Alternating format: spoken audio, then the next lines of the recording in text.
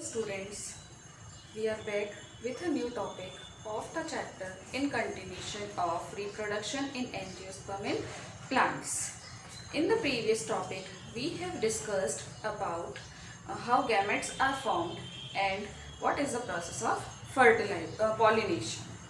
Now, in today's topic, we will study about fertilization in angiosperm. What is fertilization? Fertilization means when both the gamete, male and female gametes, that is microspore containing gametes and the ovule containing the female gamete, come together close and fuses with each other, that is known as fertilization. It was first of all studied by Strasberg.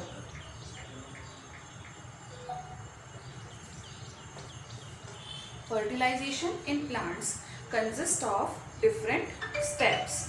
The first step which is involved in fertilization is germination of pollen grains. When pollen grain reaches to the stigma of the flower, then the stigma secrete certain chemical compounds. जब pollen grain pollination से stigma पर पहुंचते हैं तो यहाँ पर ये pollen grains के पहुंचते ही स्टिग्मा कुछ केमिकल सब्सटेंस, कुछ फ्लूइड को सीक्रेट करती है and that fluid contains lipid, resin, sugar, different type of hydrolytic and pectinase enzymes. ये एंजाइम एक बहुत इम्पॉर्टेंट काम करते हैं. यहाँ जो पोलन ग्रेन्स है, हमने देखा था कि पोलन ग्रेन्स के स्ट्रक्चर में दो वॉल होती है, एक्साइन और एंटाइन. तो एक्साइन जो होती है वो स्पोरोलेनिन के कारण बहुत हार्ड होती है. ये एंजाइम इस पोलन ग्रेन की एक्साइन लेयर को ब्रेक करने का काम करती है. यहाँ से ये एक्साइन जब डिग्रेड हो जाती है तो इनसे एक ट्यूब लाइक स्ट्रक्चर निकलती है and that tube is known as pollen tube. So second step of our fertilization becomes the growth of pollen tube.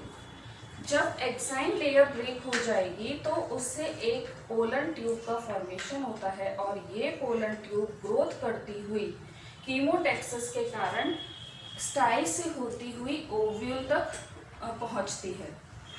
Ovule तक पहुंचने के लिए उसको स्टाइल को क्रॉस करना पड़ता है और स्टाइल कुछ प्लांट्स में हॉलो होती है, एम्प्टी होती है और कुछ प्लांट्स में ये टिश्यू से फिल्ड रहती है, सॉलिड रहती है, क्लोज्ड रहती है. जिन प्लांट्स में ये स्टाइल क्लोज्ड रहती है, in that plant pectinase enzyme destroyed the tissues and makes the way for the growth of pollen tube. This growth of pollen tube is always controlled by the chemicals which are secreted by the ovary. Ovary से जो chemical secret होते हैं उन्हीं के कारण chemotropism से ये pollen tube top से नीचे ओवरी की तरफ माइग्रेट करती है and that is why it moves unidirectionally. अब ये पोलन ट्यूब जैसे जैसे नीचे की तरफ मूव करेगी तो नीचे ओवरी के अंदर we know that ovule is present. Third step of our fertilization comes to be the entry of pollen tube in the ovule. Ovule के स्ट्रक्चर में हमें पता है कि एक माइक्रोपाइलर एंड होता है, एक चैलेजल एंड होता है और इंटैग्यूमेंट से ये कवर्ड होती है और इसके अंदर यहाँ पर एंटीपोडल सेल और एग एपरेटस होता है. तो पोलन ट्यूब जब यहाँ पर पहुँच जाएगी तो उसके पास 3 ऑप्शंस आते हैं. Either it can enter through micropyle और it can enter through chalazal end और it can enter through middle. On the basis of entry of pollen tube in the ovary, it can be classified in progamy, chalezogamy and mesogamy. In case of progamy, the pollen tube enter through micropylar end. Micropylar end जिधर egg apparatus होता है उस side से ये enter करती है. इस case में इसे प्रोगैमी बोला जाता है. The second case is chalezogamy. Chalezogamy means, as per the name suggests, the pollen tube is entering through chalazal end. The end which is opposite to micropyle is chalazal. And if the pollen tube enter through chalazal end, then it is known as chalazogamy. The third case is mesogamy. Mesogamy word has been derived from middle. Meso means middle. In this case, the pollen tube is entering from the middle of the ovule.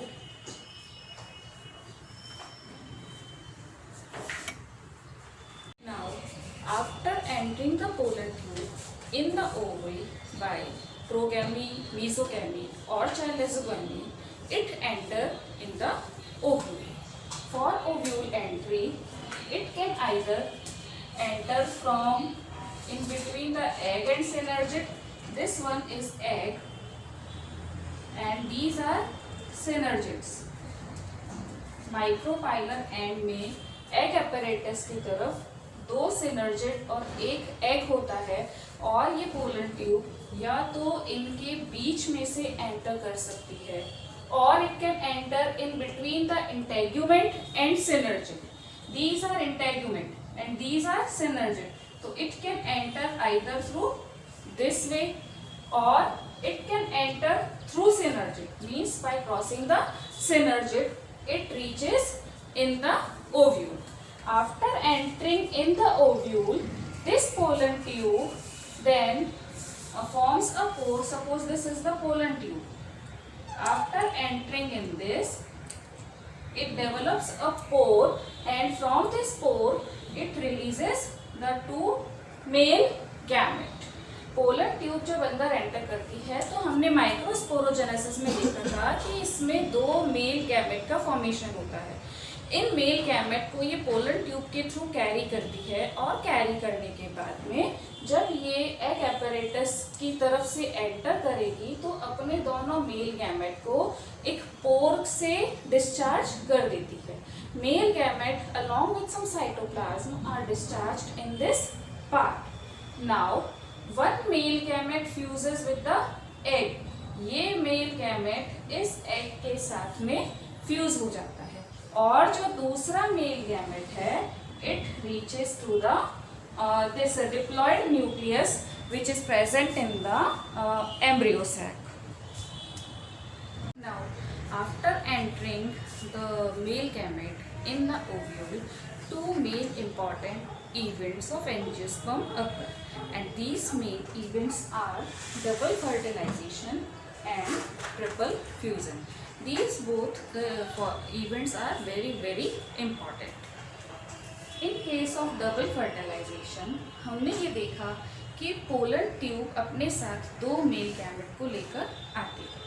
पहला male gamete pollen tube में से ovule में enter करने के बाद यहाँ present इस egg cell के साथ में फ्यूज होता है.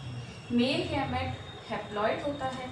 एग सेल भी मियोसिस के कारण हैप्लॉइड होती है और इन दोनों के आपस में फ्यूजन से डिप्लॉइड जाइगोट बनता है and this process is fertilization. बनने वाला जाइगोट डिप्लॉइड होगा and this is the first true fertilization. Male gamete is fusing with the egg cell which is present in the ovule. दूसरी important चीज male gamete, second male gamete जो होता है वो हमें ओव्यूल की स्ट्रक्चर में पता है कि सेंटर में एक डिप्लॉइड सेकेंडरी न्यूक्लियस होता है. सेकेंड मेल गैमेट इस डिप्लॉइड सेकेंडरी न्यूक्लियस के साथ में फ्यूज होता है. This secondary nucleus is already diploid and the male gamete is haploid. इन दोनों के फ्यूजन से एक ट्रिप्लॉइड एंडोस्पर्म न्यूक्लियस का फॉर्मेशन होता है. यहाँ इस पूरे इवेंट में 2 बार फर्टिलाइजेशन हुआ. पहला मेल गैमेट एग सेल के साथ फ्यूज होता है और दूसरा मेल गैमेट पोलर न्यूक्लियाई के साथ फ्यूज होकर के और एंडोस्पर्म बनाता है. 2 बार फर्टिलाइजेशन के कारण हम इसको बोलते हैं डबल फर्टिलाइजेशन. दूसरी इंपॉर्टेंट बात, यहाँ पर 2n और n का फ्यूजन हो रहा है जिससे एंडोस्पर्म जो बनता है वो ट्रिप्लॉइड होता है और ट्रिप्लॉइड के कारण it is known as triple fusion. इसे हम बोलेंगे ट्रिपल फ्यूजन. ये जो एंडोस्पर्म बनता है ये इस डेवलपिंग एम्ब्रियो को, जो जाइगोट से डेवलपमेंट होता है उससे एम्ब्रियो बनता है, इस एम्ब्रियो को नरिशमेंट देने का काम एंडोस्पर्म करता है। तो इस तरह से एंजियोस्पर्मिक प्लांट में दो मेन इंपॉर्टेंट इवेंट होते हैं and they are double fertilization and triple fusion.